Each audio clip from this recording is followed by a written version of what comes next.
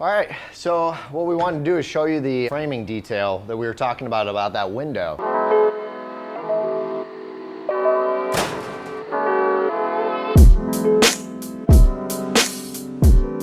What we did here is we took a piece of the metal track. So you've got your bottom track, you've got your top track, which matches that, and then you have your metal studs that go into that bottom track and into that top track.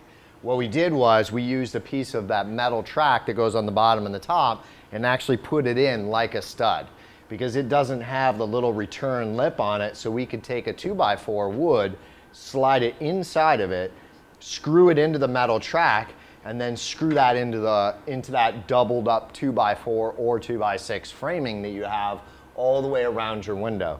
And what we did here is put in a piece that we cut. This is another piece of track right here.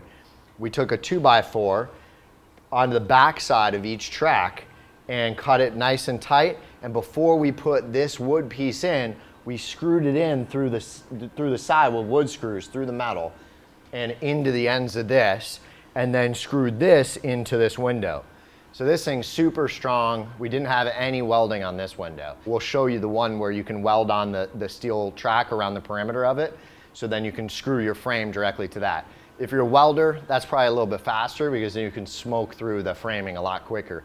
But if you're not a welder and you don't have that equipment, this is not really that difficult if you understand basic framing. It's pretty quick. You just put a couple of different pieces in instead of regular metal stud and track.